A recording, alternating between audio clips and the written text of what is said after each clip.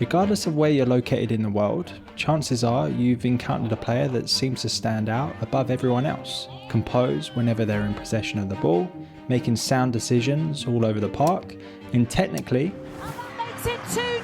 How do they do that with such elegance? Well, today in episode 3, we jump into the final 3 components that tend to make good players that step above the rest on their way to a solid career in the game. We'll look at how the pros are able to draw upon these techniques with years of experience and repetition. And of course, when they perhaps fall a little short, and the lessons that we can learn. As well as discuss how you can implement some of these same skills into your everyday training and continue on the development of becoming a better and well-rounded player yourself. So, if you're ready, let's jump into the final episode of what makes a good player good and what you should do if you want to possess these same qualities. Number 5, you know when to pass versus when to drive with the ball, and how, by utilising the two together, can often be the difference, creating opportunities for your team and swinging the momentum of the game. It shows a great deal of confidence and control on the ball, but also a level of experience, maturity and awareness to make such decisions for your team.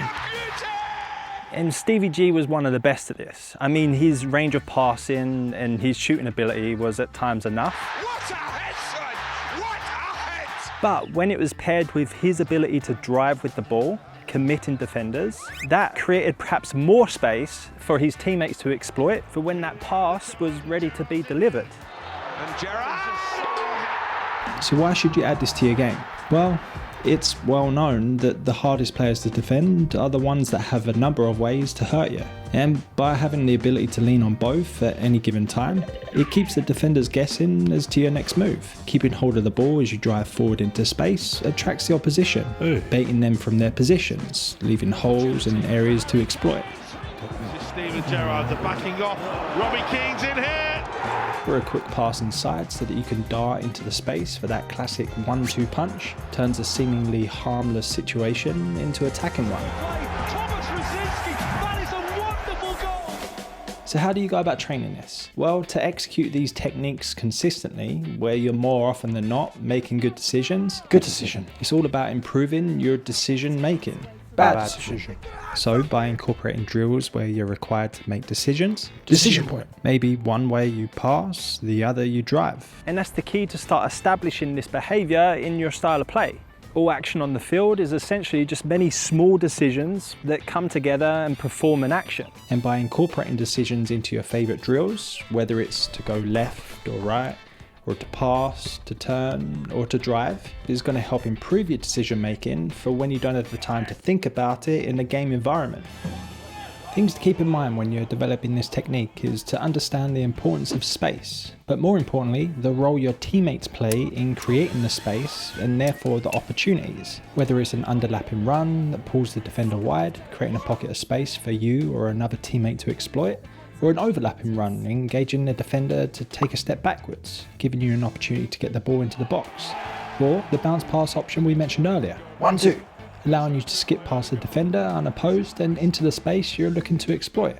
And by thinking about space and creating or finding a pocket of the stuff, it's often going to determine which path you should choose, making the whole decision-making process that little bit easier. Just try and think of the simplest decision for the benefit of your team and try not to force it. Number 6, you're composed in the key areas of the pitch. Whether you're a goalie under pressure and looking for that out ball, a defender evading the press, a midfielder creating the pocket of space to distribute the ball, or an attacker meeting the goalie one-on-one. Being cool under pressure shows a great deal of confidence in your own ability, but also indicates a level of experience you and your team can kind of rely on. So why add this to your game? Striving for this level of composure allows you to make better decisions in those pressure moments on the pitch. Remaining level-headed allows you to perform the techniques with more quality, which in turn leads to more goals if you're a striker, more assists if you're a midfielder, and more assurance for your back line if you're a defender or a goalie. Great defending. So how do you go about training this? Well, composure is kind of a byproduct or a result of a decent amount of experience. Oh my God. The more experience you gain, the more you can trust your technique, the more relaxed or composed you'll be. So making sure you're working day in, day out on the fundamentals. Here's the fundamentals of the game itself. But composure is also how you're able to control your emotions and your mind. If you allow the pressures of the match situation to get to you, practicing some breathing exercises during the game or meditation before can really help settle your nerves. Also, by treating the training drills like a match environment, can inject that same intensity and stress of a game situation. Move quickly when you're on the ball, get shots away with urgency if you're practicing your finishing, and perform every drill with intensity so that when the game comes, you can depend on your technique when it's required. Things to keep in mind. There's a fine line between someone that's composed and someone that takes unnecessary risk. I mean, sometimes you'll get away with it, but there will be times that you also won't. And there's nothing worse as a teammate or a coach or even worse, a scout. That when there's a player wide open and in a better position, you get caught doing one too many shimmies. I mean, it's hard to deal with. So be composed, make good decisions, and keep it simple above everything else. Number 7. What do all of the previous points we've talked about have in common? Well, they all require you to have a good understanding of the basics. And what sets good players apart from everyone else is their ability to be able to perform these basics to a high level, time and time again, in all different environments. And coaches love it. Having a player that they can depend on for retaining the ball, getting the team out of a sticky situation, both defensively, but also in the attacking half of the field, is a player well worth having, and one that you can build your team around. Having that anchor in the side, where you know what you're going to get, are what allow these players to truly stand out in the long run. And that's kind of the goal in all of this, to stand out for the right reasons. And the good thing is, you'll benefit throughout the entire process if you focus on adding this dependable nature to your game. Firstly, it will allow you to progress at a much faster rate, as with more game time equals more experience. And the more experienced you are, the more you can depend on your techniques that you've established. But it doesn't happen overnight. It takes many years of practice and working at it and failing. Get used to failing, because you're gonna do it a lot. Oh my God. And that's to be expected. But it's important to learn from your failures each time that you do fail. Spend time building strong routines to support your growth, build your awareness for the game, and of course, have the discipline to follow through with the goals that you set.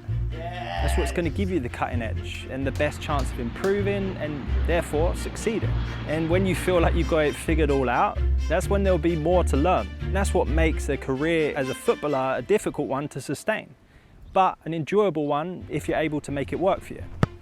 So perhaps the most important quality in all of these that we've talked about is this one. It really comes down to doing the basics really well to a high level. So work at the basics, master the basics, as it's going to be these fundamentals that are going to set you apart from everyone else. There's a bush there. So we've talked about 7 ways over 3 episodes in which you can look to develop your game and become a more well-rounded individual. But often we don't talk about the bad sides of our game that are perhaps holding us back. And in this video, we discuss 5 of the most common issues, and by being aware of them are going to make these 7 just that much more impactful. So I'll see you over there. Thank you for watching, and I'll see you next time.